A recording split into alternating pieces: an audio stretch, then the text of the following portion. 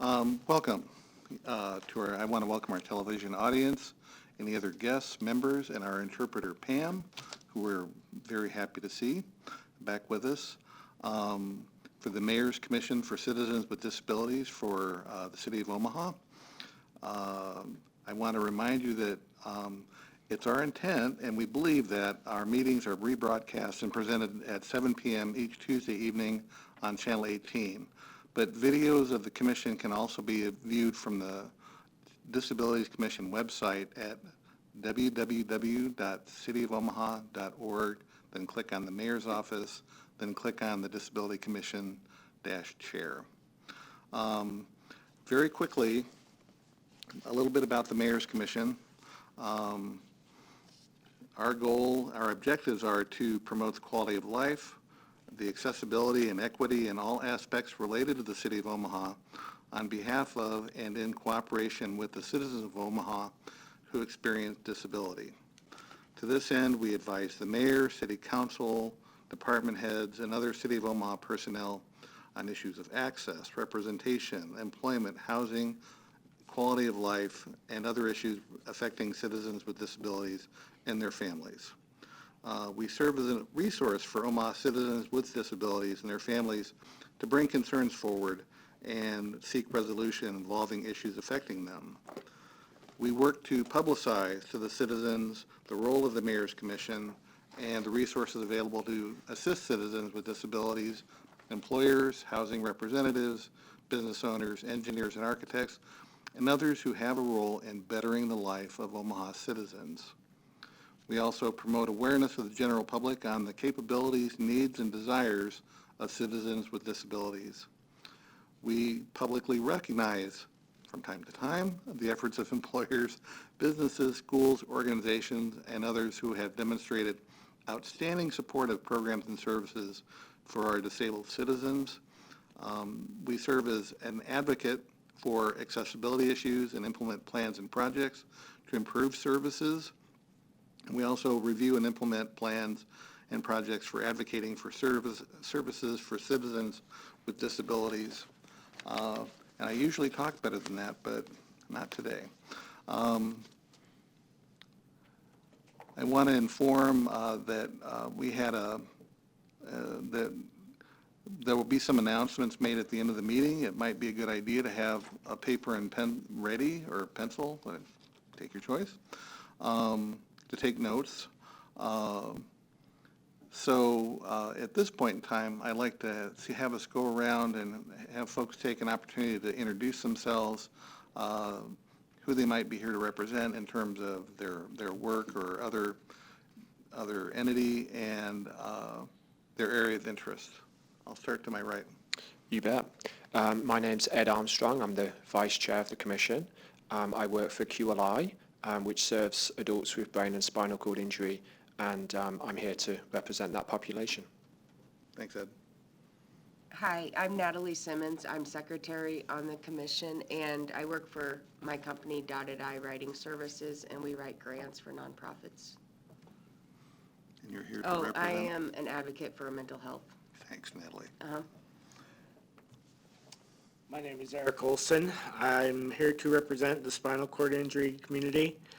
I've lived in Omaha all my life, so I'm just representing the community and accessibility for the people like me.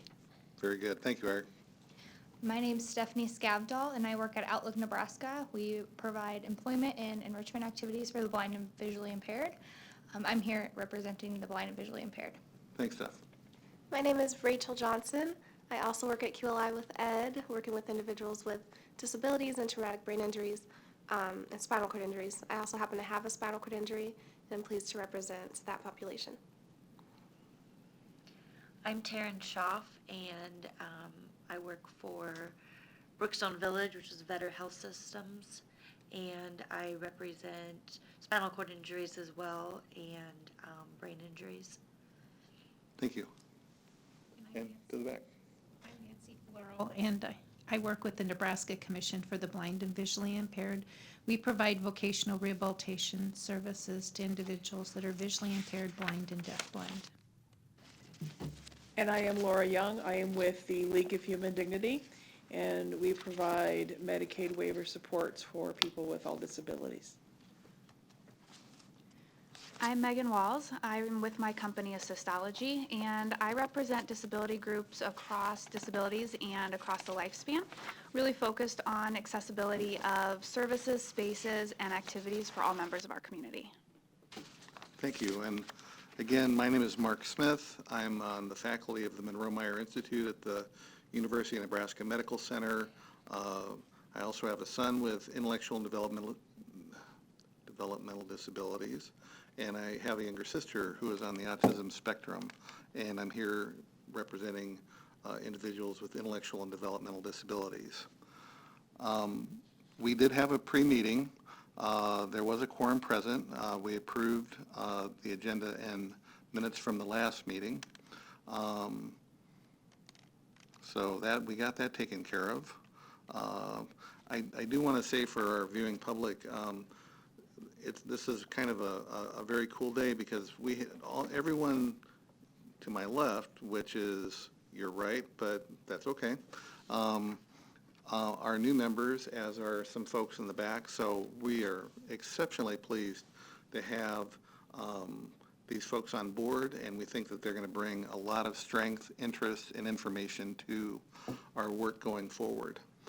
So welcome to you all. Given all that, I'd like to introduce our presenter.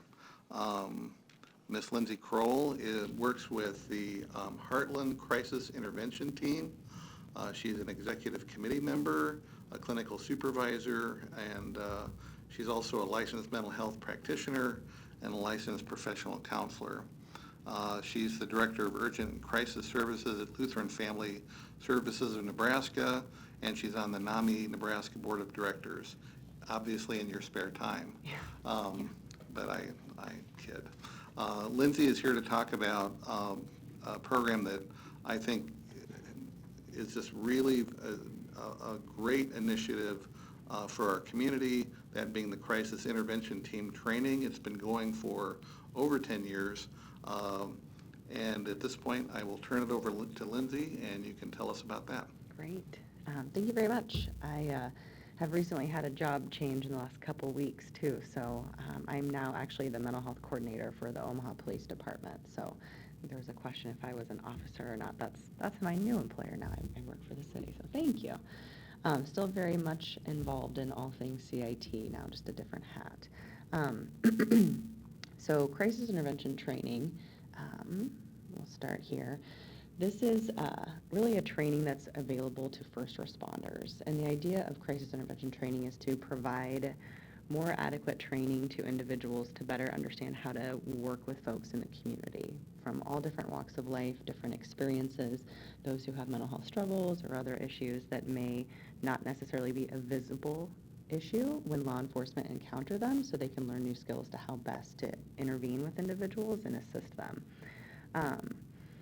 The big things that are helpful for first responders in doing CIT is that it actually decreases department liability because they do have additional training, so they have better skills to work with individuals.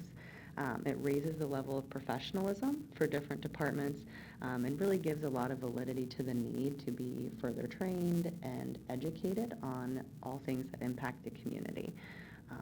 Law enforcement and 911 are often the ones called upon to intervene with people when they're struggling or in crisis, and that doesn't necessarily mean they're always the most appropriate type of individual to respond to that specific crisis, right?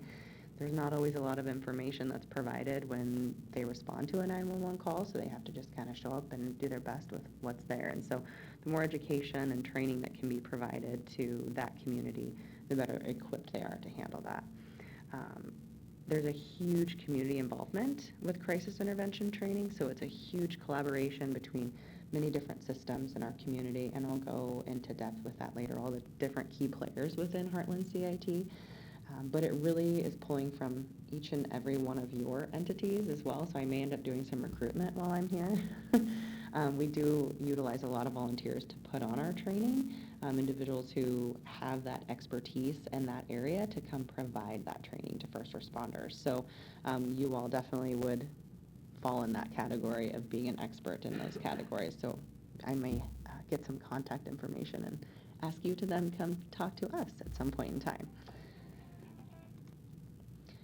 So really, why CIT started, we saw the deinstitutionalization of America nationwide, right? So that's something that we're all familiar with, but it put an unfortunate pressure on the community to help meet the need now that wasn't really as heavy prior to the deinstitutionalization. So it put a lot of pressure on community providers to then fill this gap and meet the need that was almost impossible to meet. So we have a lot of individuals who have pretty significant needs in the community without a lot of those wraparound services and that structure that they may have been used to. So a lot of that burden fell on the community, and they weren't able to really handle that. Law enforcement answers the phone, 911 answers the phone when you call, and they respond when there are issues, right? So unfortunately, a lot of that pressure fell on that system to deal with because they are there and they will show up. But they were not as effective to deal with those mental health crises, right? So we follow the Memphis model of CIT, and the Memphis model came out of Memphis. In 1988, there was an incident where there was an individual in the community who had schizophrenia who was unfortunately shot and killed by a police officer. This individual was well known in his community to have a mental health struggle, but that information didn't get to officers, and he was armed with a knife, and so, you know, given the training that they didn't have, they didn't know how to best engage with him, and he was armed, and so unfortunately that individual was shot and killed. And that really was an opportunity for that police department and that community to look at what are we missing? What can we do to better equip our officers and first responders to help assist people in the community? Maybe they would have responded differently had they known that that individual had a mental illness, or had they known how to work better with someone with a mental illness.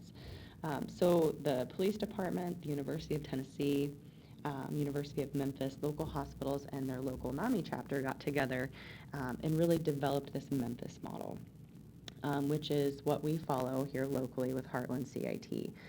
It's pretty specific as far as what types of topics and trainings that you have to cover. It's pretty efficacious. It's pretty well monitored, and so there's a really good kind of streamlined training to follow to make sure that we're covering the basics and meeting that standard that's set by that Memphis model. Across the country, there's around 2,645 chapters. So a lot of folks also following this Memphis model of CIT. Regional chapters, we are more of a regional chapter because we're not specifically based in Omaha. We cover the Heartland, right? So we have had folks from Scottsbluff come to our trainings. We have people from Region 3, Region 1, Region 2, all across the state that come to our training because there's no other training in the state of Nebraska for crisis intervention. We've even had folks come up from South Dakota. We do expand across the river into Iowa as well, so we will have Pottawatomie County sheriff's deputies and officers come and participate in our training as well. So we are considered a regional chapter here. And I think it's really cool to see how other departments handle things. And when they come together and learn as a law enforcement first responder community from each other, it's a really cool, powerful thing. We have a lot of officers that come to this training thinking, oh, this seems like it's going to be kind of a waste of time. Maybe this isn't going to be up my alley, but whatever, I'll try it. And by day 5, they are saying, this is the best training I've ever had. I don't know why I didn't do this sooner. This would have been so much more helpful for me in my career had I done this. So it's really cool to see that transition, and it's like every class this happens. There's at least 1 or 2 that will have that reaction. A big thing with Memphis model is that it is voluntary. We don't want to get people there that don't really want to be there. It kind of taints the training and can kind of put a negative impact on the other's learning experience. So these officers are all voluntarily there. We try to promote it in a way of not having new recruits or newer officers come to the training because we like to have them a little bit of on-the-street experience because you can go through the academy and learn all the things that you learn to become a police officer, but it's different when you're in the community doing the work, right? So we really like to have them experience some street work before they come to do the training, so it's a bit more applicable for them. All right. So this is a 40-hour training. So it's all volunteer, like I said. So that goes for the presenters as well as the executive committee. It's huge collaboration. So we have partners with the police department here in Omaha, Douglas County Sheriff's Office, Sarpy County Sheriff's Office, CHI is a big player in that, Community Alliance, NAMI. We have the Douglas County Attorney's Office. I mean, we could go on. There's a huge list of folks that are participating in this and putting on the classes. We typically have 2 to 3 classes a year. Again, it's all voluntary, so the folks that come and teach the trainings, I mean, we've got professors and doctors and individuals with lived experience coming and donating their time for this training. So, I mean, it takes a lot of effort and coordination to do this. The first class that we had was March of 2006. And as of August of this year, we've had 35 classes and over 1,000 officers trained. So pretty good numbers there. We try to keep the class size pretty small just for the learning experience. Historically, we had about 25 to 30 per class, and that was really kind of based on the space. Again, we function off of in-kind donations, so we were using spaces that are donated for us to use. But we have now expanded to, we were at Boys Town, and now we're using Metro Community College in their larger auditorium, so we can fit up to like 50 people per class now. So we really bumped up the size of the class so we can get more and more people trained. And it works out really well. We schedule it on their quarter breaks, so there's not a lot of students there, and they have a great facility and are kind enough to donate that to us. The Fort campus. Yep. So the CIT course covers a lot of things. Really the purpose is to gain understanding that mental illness requires a specialized response. Our goal is to let officers have more of a working knowledge of mental illness and the resources that are available.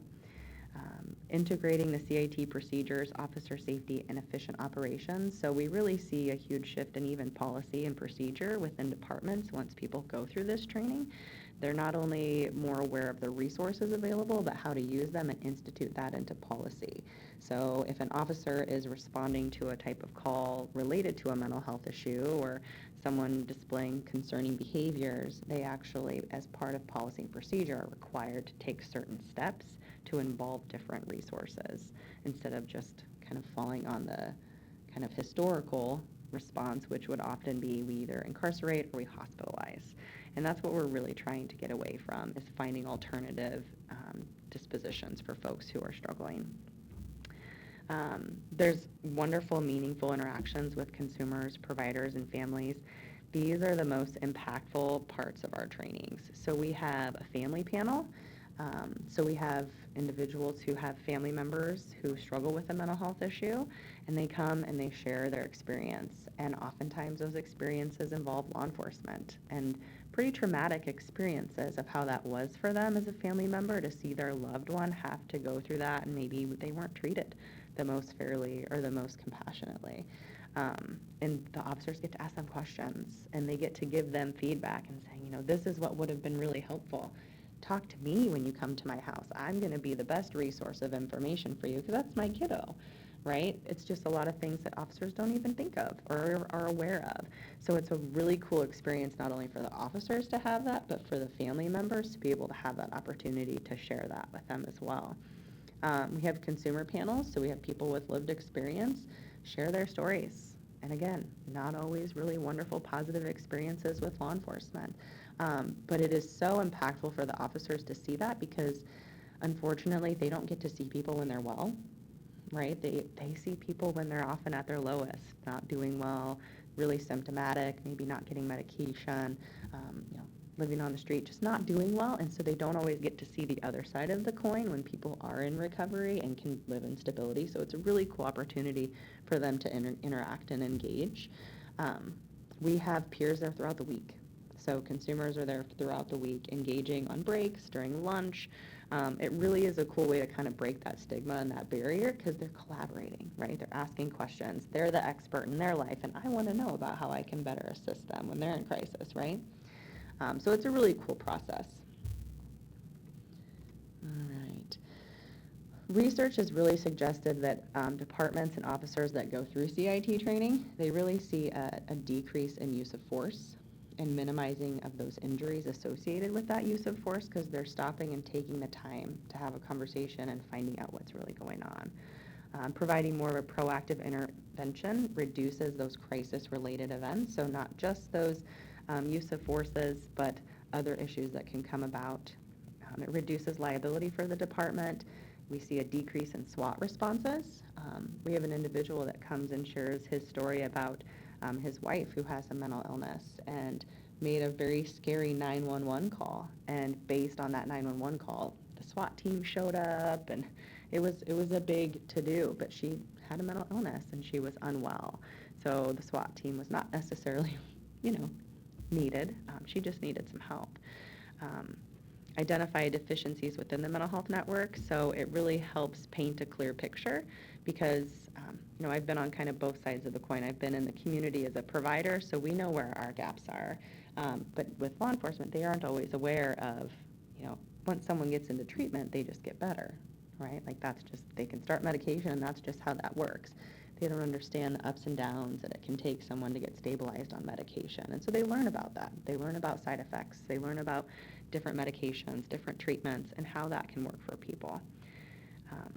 First responders are the case finders for the mental health system. They are the gatekeeper in many different ways. They are the gatekeeper to treatment. They are the gatekeeper to jail.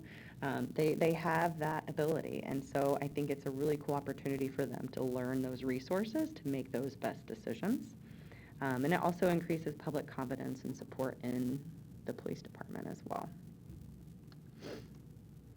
So we'll go over a little curriculum. Again, it's 5 days. 2 of the days we do a lot of scenario-based training. So we have actors come in, and then we have evaluators, and we totally judge them and tell them everything they did wrong. No, I'm totally kidding. We don't do that. But it's a cool opportunity to give them feedback and see the skills that they've learned being implemented. We have an officer panel, so those officers that I mentioned, went into CIT thinking, oh, we'll just see, maybe I'll get a takeaway or 2 from this, and it's really changed their entire approach in their career. They'll come and share that experience. We do a mental illness overview. We talk about medications and side effects, and again, these are experts in these fields coming and talking about this to officers. We talk about geriatric interventions for our elderly populations, different types of things we may see with those populations, whether it's dementia, Alzheimer's-related types of things that often mimic mental health, right? Different juvenile interventions. We'll talk about the teen brain, differences with that and what they may experience with juveniles. And then the WRAP panel, if you're not familiar with what WRAP is, it stands for Wellness Recovery Action Planning. So we have consumers or peers come and train on what that is for them. It's basically their crisis plan of when they can start recognizing when they're not doing well and what they can do instead. So we teach officers about different coping skills that people utilize in the community. Day 2, we go over active listening and crisis de-escalation. We talk a lot about suicide prevention and understanding what that experience is like, different types of questions to ask, and assessing for that. We cover a lot of trauma. It seems like we're covering that more and more. We do not only a piece on kind of trauma 101 and review the ACEs study and kind of just understanding the brain and how that is impacted when you experience trauma, but we also cover vicarious trauma for law enforcement because they do see some pretty awful things over and over, and that really takes a toll and it impacts their ability to do their job as well. So, they are not immune to this kind of stuff either. So we're really opening their eyes to, hey, this is a serious thing. You're also impacted by what you see, and this is how you can be impacted by that. Crisis intervention negotiation and tactical aspects, and then critical incident debriefing, which is something that they are able to access once a critical incident occurs. They can get together and do a debriefing with a law enforcement peer and a mental health therapist to try to kind of take the heat off that situation a little bit. Day 3, this is always everyone's favorite day because we actually set up site visits for them to go out in the community so they can see what different treatment places look like, different res rehabs. We have them go to Lasting Hope or the Heritage Center at Emmanuel. We take them to the jail and show them what that looks like for folks when they arrest them and where they go. I mean, it's not the most pleasant place. And so they're able to engage with folks who are in those treatment programs as well. So they'll go to the day program at Community Alliance and meet with consumers in those programs and be able to ask them questions and have lunch with them. So it's a really cool process for them to see that side of things that they don't always get to see. So we have them kind of write down some questions, and a lot of times these are some of the questions that they get, and then they come back and report on that. So there's different groups that go on different site visits, and they come and report back on that to the group, which is really cool to see because they don't have that kind of opportunity, right? Day 4 is typically our developmental disabilities panel. This is, again, hugely impactful.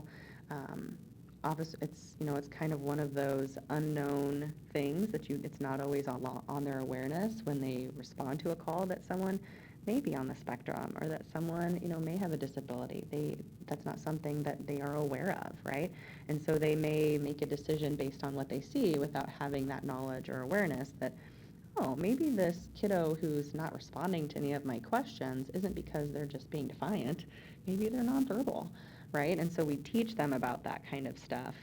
And we have parents come, again, one of those panels, and they can share their experience. And then they get to meet some of the other folks who have that lived experience as well, which is it's the coolest process to see. The compassion fatigue is what I alluded to earlier with that vicarious trauma for officers when they kind of just go through that day in, day out kind of negative, kind of bad stuff that they see every day. And then the scenarios. We do have, in every scenario, we have a therapist as an evaluator, we have a peer, someone with lived experience as an evaluator, and then we have a CIT trained officer as an evaluator. So each one of those entities sits in on the scenarios while they're live with actors thrown into situations that are not always the most pleasant, and they utilize their skills, and then we have a debrief and tell them what they did well and what they could do better. They end up going through 3 different scenarios throughout the week, so it's cool to see every scenario they get a little bit better and they get a little bit more comfortable asking those questions.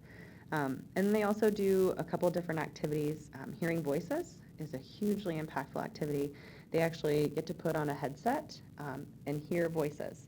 So, and then they're guided through an activity, right? So it really mimics someone experiencing auditory hallucinations. So sometimes the voices are very negative and sometimes they yell at you. At the same time, they're being asked, what's your name? Why are you here? What's going on? And just the processing and time it takes to do that while you're actively hallucinating, it's really hard. And I mean, I've done it just to kind of sit into it and see how it was. And it was really challenging to try to focus on an activity while these voices are happening in my head. So it gives them a different perspective as to why we tell them to slow down, one question at a time, because there's often people who are dealing with a lot of things that we don't see they're dealing with, right? And then the Mindstorm is another one that they'll actually kind of see what it's like to have a visual hallucination while having some tactile hallucinations and having to just navigate life while going through all of that. So it gives a little bit different perspective, for sure. And then day 5, that's that family perspective. We have a ton of different treatment resources that come in and provide what resources they have available to law enforcement in the community. They give them cards, they ask questions, they work out, any issues that they've had when they've referred to somebody, and it really helps them kind of take away. We give them a little resource card as a reminder of good numbers to call, so we really try to equip them with things to use in the community. We talk about the effects of culture and cultural bias in that as well. So we have a gal that has worked a lot with the refugee population come in and talk a lot about that and how law enforcement can better interact with that population. We have a course on mental health law, and we review kind of the Board of Mental Health process. So it's the Board of Mental Health County Attorney that comes and does that for us, and they have lots of questions about that usually, but it's a really good educational process for them. And then we have scenarios, so it's a jam-packed week of stuff. We keep them there, we feed them lunch, so it's a really just great kind of networking opportunity for them as well. And then we do have a specific day, youth day. So once officers have gone through the 40-hour training, they are eligible to do the one youth day training. It's in addition to, we do that once a year, and it's just specific on youth interventions, understanding teen brain, different things that are, obviously different for the juvenile population. Same partners participate in that with us as well. As of now, we've had 194 officers trained in that class, and it started in December of 2011. So that's a good addition that we're doing. We do have the family experience, that family panel, talk about different useful tools to intervene with youth, de-escalation techniques, and then we have a couple breakout scenarios where they do kind of a tabletop exercise where they get a scenario and talk about how would you address this issue, what are resources do you have at your fingertips, what would you do with this situation, and then again more juvenile youth-based community resources. These are just some of the examples that we go through for scenarios in those tabletop exercises. So they're given just a little snippet of information and said, fix this, what would you do, figure it out. What kind of questions would you ask now that you have this training, now that you have this knowledge? A lot of times officers who have experienced an individual who does engage in cutting behavior, they don't always understand that that's more of sometimes a release or a coping mechanism, not very good coping mechanism, but one nonetheless. And it doesn't automatically mean that they're suicidal and that they want to die. So we talk about that kind of stuff and we educate them, what would you do with this information now that you have that knowledge base? And so they talk about it, and it's a really cool process to kind of see how they're learning that. So we go over what the safety assessment would be, what's any potential diagnosis that they have, what would the appropriate level of care be for this person? Do they need to go to the hospital, or could we get them engaged in community-based services? And then what treatment toolkit could we access? So we go through a couple of those. And then community support, this is all of the individuals that participate in our Heartland CIT. So again, huge community buy-in, lots of folks at the table helping make sure this is possible. So we've got CHI, Community Alliance, many different people in the community who have lived experience, UNO, Kim Foundation, the Omaha Community Foundation, Region 6, Metro, Nebraska Humane Society, NAMI, Youth and Family Services. I mean, the list kind of goes on. So it's really cool to see all these community partners engaged. Nebraska Medicine is huge as well. You guys have been coming to CIT for a really long time, and Dr. Lou's been heavily involved in a lot of this too. So yeah, just wonderful experts in the community that are willing to donate their time. We are currently under a 3-year grant, so we did apply for a grant a couple years ago to get a CIT coordinator because this was just getting so big and so much to manage that everyone on the executive committee kind of had their own responsibilities, but we really want it to grow. We want it to get bigger. So we did apply for Justice Mental Health Collaboration Program grant through the DOJ and got that to hire a coordinator. So we do have a CIT coordinator now. And part of our grant over the next 3 years is to expand. So next year we will have 4 classes. The year after that we will have 5 classes. And then we're working on developing some companion courses. So like we have the addition of Youth CIT Day, we really want to develop some other more enhanced options or specialty courses because the typical 40 hours just isn't covering some of that stuff. So some of the topics that officers seem really interested in learning about is traumatic brain injury, different spectrum related issues, more drug and alcohol kind of co-occurring stuff, veterans stuff. So we're really looking at expanding more companion courses under this new grant to offer more specialized training in those areas as well. So that in a nutshell is Heartland CIT. And I'm happy to answer any questions I'm sure you do have questions. If I could make a comment before we start with questions, I had a chance to work in CIT for a little while, and I just wanted to echo your comment about meeting police officers who were basically stating, this has kind of changed everything. Mm-hmm. And I remember I had to start bringing cards because they wanted to know more about I was in the section talking about intellectual and developmental disabilities, but boy, folks walked out of there with their eyes really open and really charged up. So Yeah. I'm a witness. Mhm. So Yeah. I'll open it up for questions for Lindsay.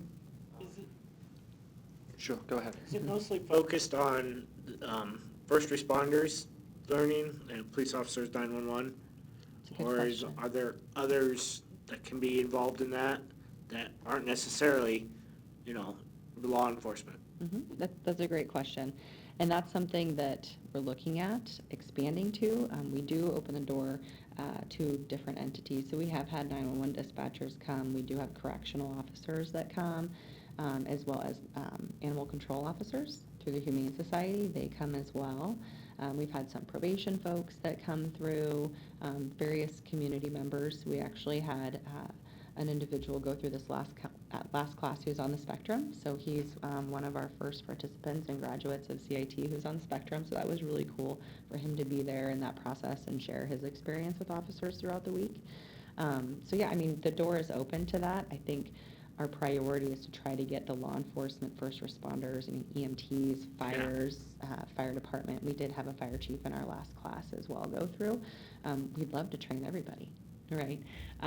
But so they do have more specific curriculums for 911 dispatchers versus law enforcement, just a little bit different. Mm-hmm. But yeah, absolutely, there's different folks at the table. Yeah. What advice would you give to a caregiver of, if a parent of a person with autism or some other mental health issue where there's a crisis in the moment and they feel that they need help at that moment in time? What's the best number to call? Is 911 always the way to go? And if it is there any way for them to explain as they make the call? Yeah, you bet. And I would never want to discourage anyone from calling 911 if they felt they needed to have that immediate response. That's what they're there for, and they are happy to come and do that. The more information that can be provided when they do call 911, I think is helpful. We encourage people to request CIT trained officers. Okay. So a lot of folks in the community, if they are having a crisis at home, we say, request a CIT trained officer. It's not a guarantee that there's one available and that they can show up, but the likelihood of them showing up is much greater if you ask. Right. And just the more information that you can provide dispatch around, if my son has autism, or if my kiddo has this issue, or my loved one has this issue, let them know that ahead of time, because then they will let officers know that as well. That's actually, the community reaches out to our commission with questions like that, and that's a question that we've had before. You bet. And I think, jump in, guys, if you remember any more of the details about that, but I think that we could maybe pass your response back to that individual who asked that question of us. Absolutely, and that's part of that, accessing treatment resources at CIT. We review all of the resources at their fingertips. So in all of Douglas, Dodge, and Washington counties, officers have access to a mobile crisis unit, which is a team of licensed mental health practitioners 24/7 that can come and respond alongside them in the community. So that's always, you could put that bug in their ear too, if, I'd like a crisis response therapist to accompany you. And we're more recently implementing a co-responder program in Omaha. So there will be an embedded licensed mental health practitioner in each precinct within OPD within the next couple of years. We have 3 currently. And they just respond with officers right away. So hopefully we will see more of that immediate response with that licensed mental health practitioner right there. Okay, perfect, thank you. Yeah. Is there an opportunity for school districts to send their school resource officers through this program? You bet. Yep, and they do. Yep, we've had quite a few SROs through, and then they attend that specific youth day as well. Yeah, we highly encourage that, for sure. Good question. Really excited to hear you talk about traumatic brain injury as something to talk about, because as you were talking, I was thinking that would be really good information. Yeah. Because they, you might see some behaviours or characteristics that those of us who work with that population, we immediately recognise and kind of know what to say. So I think that's a really good idea. Yeah, and I mentioned I'm recruiting for speakers for such topics, right? Okay, so just remember that. You bet. Okay, that'd be awesome. His name is- Yeah, I wrote it down. And his number. Other questions for Lindsay? So earlier you mentioned that this was a regional chapter, so is this a national program then? So CIT is actually an international program. That's fantastic. Yep, yep, so they've got chapters all over the country and the world, so, yeah, it's a need everywhere. I think would be really helpful for people to know who have loved ones who have various disabilities that, you know, if they're concerned of getting into different situations, that there's people who are trained to handle them, so. Yeah. It can be a source of comfort for some of the folks I work with. You bet, yeah. I don't have my contact information on here, but I can share it with Mark if you guys do have other questions later too. I'm happy to answer any questions that you have. Or you can say it now and it Or I would can be say it now. videotaped. Okay, now you're putting me on the spot. I just got a new job, so what's my email? My phone number is 402-444-6010. Pretty certain about that. My email address is lindsay.kroll@cityofomaha.org.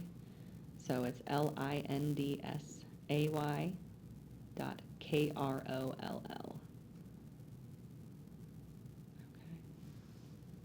Very good. Yeah. Other comments or questions for Lindsay?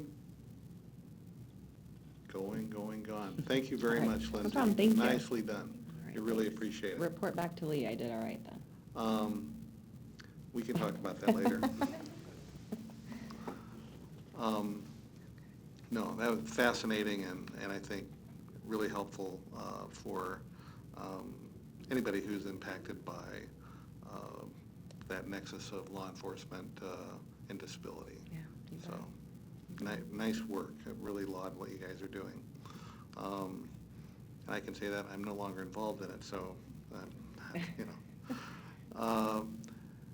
We really didn't have old business. Our new business was our new members coming on board. We did meet a few minutes early and talked a little bit about the Mayor's Commission, and so as we move forward, we're hoping that they really bring very cool stuff and information to our work. Let's see, if we could take a second to have members reintroduce themselves, again, who you're representing, and then if you have a particular activity that's coming up, this is an opportunity to announce it. So I think I'll start to my right again and start with Ed and You see betcha. what you got going on. You bet. I don't have any particular announcements, but I'll reintroduce myself. My name's Ed Armstrong, and I work for QLI, and some of the new members, Rachel and Taryn, I know them from QLI also. And QLI is a post-hospital rehabilitation centre for persons with brain injury and spinal cord injury, so really excited for Rachel and Taryn to join us because they can really speak to that personal experience because they've both been through that programme. As I working at QLI, that's the population that I represent here on the commission. Thanks, Ed. Hi, I'm Natalie Simmons, and I'm a grant writer with Dotted Eye Writing Services and a mental health advocate. Welcome to all the new members, and I don't have any announcements. Thanks, Natalie. Yep. Very cool. I am Eric Olson, spinal cord injury. I'm not really representing any institute. I am not working right now, so I have a lot of time on my hands. If anybody has any ideas, I'm just really happy to be a part of this. Thank And you. We're happy to have you. I'm Stephanie Skavdahl. I work for Outlook Nebraska, and we employ people who are blind and visually impaired and also provide enrichment activities. My role there is Associate Resource Advisor, so I provide our associates with connections to resources in the community to meet their needs, also with some benefits planning counseling as well, and just anything that they have trouble with, I try to assist with. I don't have any announcements. Again, my name is Rachel Johnson. As Ed mentioned, I work at QLI with individuals with spinal cord injuries and brain injuries.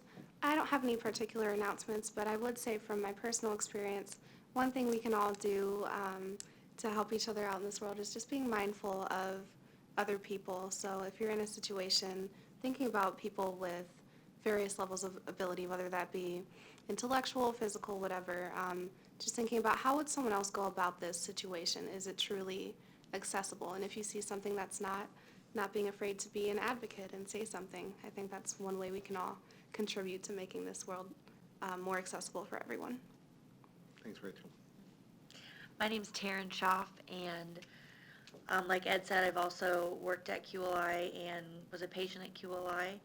I work at Brookstone Village now, and I'm focused on spinal cord injuries and brain injuries. And I also specialize in dementia, which I didn't mention earlier. Thank you. And I'm Nancy Floral, and I work with the Nebraska Commission for the Blind and Visually Impaired, and we provide vocational rehabilitation services to individuals who are visually impaired, blind, and deafblind. And I want to also welcome all the new members of the commission board, and I have no announcements. And I'm Laura Young with the League of Human Dignity here in Omaha. And we do the Medicaid waiver service coordination for those that qualify for Medicaid waiver, as well as independent living services for anybody with a need to have some extra help in living independently or advocacy issues. And I don't have any other announcements other than that. And thank you for having me. I'm excited to be here as well. Thanks, Laura. I'm Megan Walls. My company is Assistology. It's training and consultation around assistive technology, universal design, rehab engineering, really working to help individuals in our community reach their goals for participation in life's activities and helping businesses offer more inclusive products, services, practices, and environments. So I'm really excited to be here as someone who works with individuals across the lifespan and across disability groups, just to bring a voice to the table. And I don't know if it counts as an announcement, but I just wanted to bring the awareness of a project that I'm involved with that impacts really our greater community. So there are no real truly accessible playgrounds west of 84th Street in the Omaha area. And accessible recreation affects the whole family and our whole community, not just children. And I am part of a project through Imagine Inclusion to bring an inclusive playground to Zorinsky Lake. And so we're really trying to raise awareness of the need and what the designed environment looks like. So it's out there and it's coming and it's going to be really exciting. What's it called again? The organization is Imagine Inclusion. Okay. It's the inclusive playground at Zorinsky Lake is the Okay, project. thank you. Yep. Thank you, You Megan. and I are going to be friends. You might have been anyway, Eric, for that matter. But, and again, my name is Mark Smith. I work at the Monroe-Meyer Institute at the University of Nebraska Medical Center. We have historically worked primarily with children with intellectual and developmental disabilities. We're a training center. We train professionals to work with people with disabilities. We are expanding and doing more work with adults, but we do have an event for the little guys coming up, and I hope I have this date right, but I looked it up. So we do an event called Trunk or Treat. You may have heard of that before. Lots of different programs do that. It's an opportunity for kids with special needs to come to an area that's safe and supported, and people donate their time, and the kids can come and trick or treat, and they get to get candy out of car trunks. So it's kind of a fun deal. Our director dresses up, so this would be a real opportunity for you to see our director, Dr. Murnix, in costume. That will be on October 27th from 4 to 6 p.m. At the Monroe-Meyer Institute. That's at 444 South 44th. If you need more information, you can go to our website. That's UNMC, University of Nebraska Medical Center, unmc.edu, and then it's / and then MMI. And I'm sure they'll have that splashed all over the front page. So, and it's a really great time. So really, if your child has some special considerations and would like to have a good time and dress up for Halloween, it's a great opportunity. So I want to thank everybody for being here today. I want to thank Lindsay Kroll for her presentation. I want to thank Pam, our sign interpreter. It's nice to see Pam. I want to remind you that our next meeting is on October 28th, 2019, and that it's the intent that our meetings be telecast every Tuesday of the week at 7 p.m. on Cox Channel 18, or you can see us on the city website under commissions. With that, we are adjourned, and thank you very much.